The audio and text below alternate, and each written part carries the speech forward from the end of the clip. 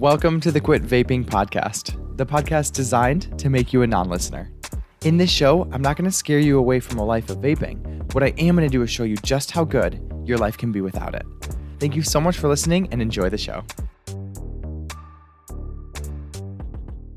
Welcome back to the Quit Vaping podcast. I'm your host, Andrew, and I want to offer before you listen to today's episode, if you have not listened to episode 2, I'd recommend you do that. I'm a life coach, and I have a vaping course, and I help people quit vaping, and I have a framework that I take people through. It's a very simple 2-part framework, and I want to offer that you listen to episode 2, where I describe that framework basically so that you can understand a little bit better about today's episode. So today is part 4 or 5, I don't know which one, but 4 or 5 on the myths about vaping. So my job as a life coach is never to brainwash or make anyone believe something they don't want to believe, because if you do not believe it, then it won't work, right? A lot of people in the self-help and coaching world, they think mantras work, but a mantra does not work unless you believe it, right? Because it has to have the emotional charge to it, and the emotion only comes from believing something. So what I'm going to do is talk about these beliefs today, and we're going to question them, because most likely if you're vaping, you've never questioned these beliefs sincerely, and you are believing things that other people have taught you without questioning them. My entire job as a life coach is to help you find a deeper truth that resonates with you, right? Again, you have to be willing to keep an open mind and be willing to think about the things you believe logically. That's all I ask. So today we're going to talk about concentration and stress. All right, so I want to offer that concentration and stress, these are both things that people often act like they're out of their control, but they're really not. Stress is an emotion that is caused by our thinking. And you know this is true because there's some people that can go to a job and be completely stress-free, and others are completely stress-not-free, right? Stress comes from our thoughts. Thoughts like, oh my God, I have so much to do. I can't possibly pass this exam. I don't know how to do that. It's too much. I'm overwhelmed. Like, all those thoughts are optional. And I want you to pay attention, because a lot of people wake up the first thing in the morning and they just regurgitate thoughts they've programmed into themselves. Like, oh my God, I have so much to do today. Oh, I don't want to go to work. This is going to be a horrible day. It's so cold. I hate winter, right? Like, if you wake up and you're unconsciously regurgitating thoughts that are not serving you, you're going to have kind of a shitty day and a crappy life, okay? So I just want to offer, stress comes from our thoughts, and it's really important to be honest to ourselves on that, okay? So a lot of people say that vaping helps with stress. We're going to start with that, and then we'll go to concentration. So I want to offer that when you are addicted to nicotine, and that is what vaping is, right? I don't like to sugarcoat it. It's an addiction. So let's just be honest. I'm not saying that it's wrong to use nicotine, but I'm still going to be honest about it, because when we're looking at anything we do it from a truthful lens, and then we can decide if it's going to serve us or not to keep doing that. But when we are not honest with ourselves, it's very easy to do things that don't serve us and then act like they are serving us, right? So when you're addicted to nicotine, your life is more stressful. And I really want you to sit with that thought. And I'm not trying to tell you what to believe, but I want to offer that if you sit with that thought, is it true for you? Like, really ask yourself, is that true for you? When I was smoking and vaping, I've done both, my life was more stressful. I was consistently worried about where I was going to get my next vape. When a vape would die, it was immediate panic and anxiety. I was worried about getting caught at work, which I did get caught at work. I was worried about getting caught at school, which I never got caught at school, thankfully. And my life was just revolving around when I was going to get my next hit. That is stressful. Whatever you think, whatever you don't think about drugs and drug addiction, it is stressful to be an addict. There's never a time in your life where you can actually sit down and relax. There just isn't. Because even when you're using nicotine, it's not feeling relaxed when you hit it. It's feeling relief that you're no longer having the addiction pangs. And to me, relief is not relaxation. And again, I don't want you to just adopt this belief without thinking about it. Think about it in your life. Think about all the time in your life where having an addiction is more stressful than not having an addiction. And think about the times when you're hitting your vape and you're making the connection that that's helping you with stress. But what if it was actually the nicotine addiction that's created the stress in the first place?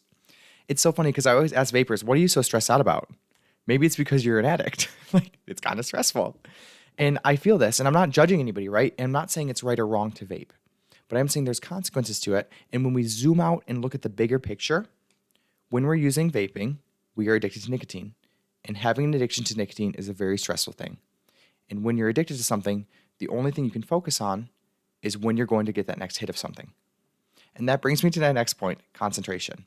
So a lot of people tell me that vaping helps with concentration, and I think they're right, but they're wrong because we're looking at it from too small of an angle. Yes, vaping is helping you with concentration, but it's only helping you concentrate because the drug addiction has made you unable to concentrate to begin with. All right, so after I went to community college for 2 years, I did my 4 year. I finished the last 2 years online. When I was in school, I used to sit in the back of the classroom so that I could literally rip my vape. I would wear a sweatshirt to class, even in the summer, so that I could hit my vape underneath the sweatshirt hood or the sleeve. So that's really all I could concentrate on, right? I wasn't paying attention to the coursework, even though I was paying thousands of dollars a semester to go to school. I wasn't really, well, it was less than that. Listen, it was community college. Side note, if anybody wants to go to college for really cheap or affordable, go to community college and see if you can apply for the Pell Grant. Little insight for you. But anyways, I was not concentrating on classwork. I was concentrating on trying to hide and be sneaky about my vaping, truly. And then when I went to school, I went to Southern New Hampshire. Whoop, whoop. You guys see the ads on TV. I went to school at Southern New Hampshire online. So I got the last 2 years of my schooling online, and I always had concentration issues unless I had a vape with me. But I can tell you there was like 20 times within the 2 years that I was trying to quit vaping in between where I couldn't concentrate. So I have this party store by my house. Well, it's actually not a party. I think that you guys call them something else, not in Michigan. We call them party stores, but just a convenience store, right? Where there's like alcohol and cigarettes and lottery tickets. So I used to have this normal habitual battle with myself where I would be doing schoolwork. I would get to a point where I didn't really know what I was doing in like a stats class or something. And then I would feel anxious and I'd feel stressed. And immediately I would want to habitually hit my vape, but I was quitting. So what I would do instead was sit there and have a 35-minute to 40-minute debate with myself over if I was going to buy a vape or not. Most likely there'd be some kind of like, well, I wasn't doing homework. I was either going to eat something, I was going to go like bite my fingernails and walk around outside. But the point is, until I got a vape again, there was no concentration going on. Why? Because when you're addicted to a drug, it's very hard to concentrate when you do not have that drug. So when you use that drug, obviously it's easier to concentrate. So when you hit a vape and you associate it with concentration, what you're actually doing is associating the relief of being a drug addict to being able to concentrate more, which is exactly what you're doing.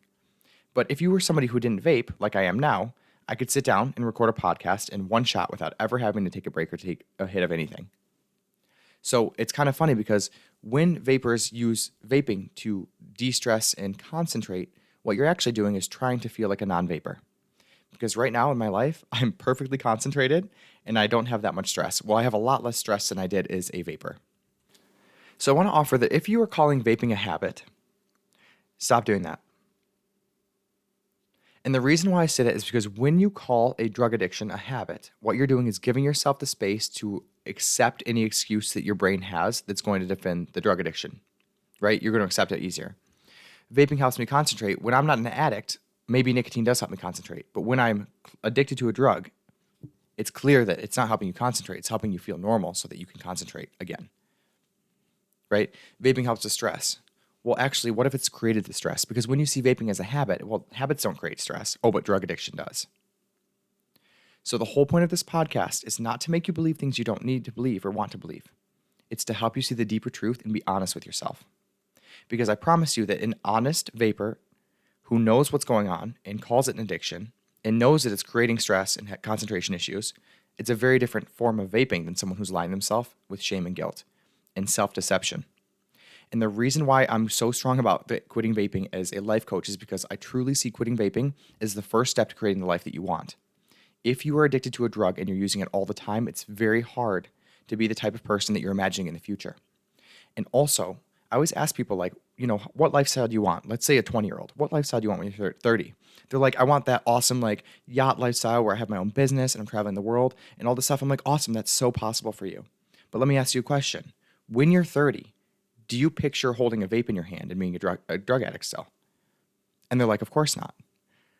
Not really. I mean, there are people who say, yeah, of course, but they're just answering that like on default, right? But when you actually think about it, like the dreams that you have and the life that you want, most of us don't imagine us vaping in that life. And it's interesting to see that from that perspective. People who use nicotine in general are really good at distorting the truth, myself included. And I'm not trying to tell you what's true for you in your life, but I am saying that if you want to quit vaping, the way that you're going to do it without feeling deprived, without forcing yourself, without feeling like you're missing out on life all the time is by identifying what you currently believe that is leading you to want to vape, and then questioning those beliefs. And if you question them and you really want to know the truth, you'll get the truth. And once you have the truth about vaping in your life, for you most likely won't want to do it anymore. And if you do, it'll be a less strong desire. And even a less strong desire is better than feeling completely out of control and not knowing why you have the desire.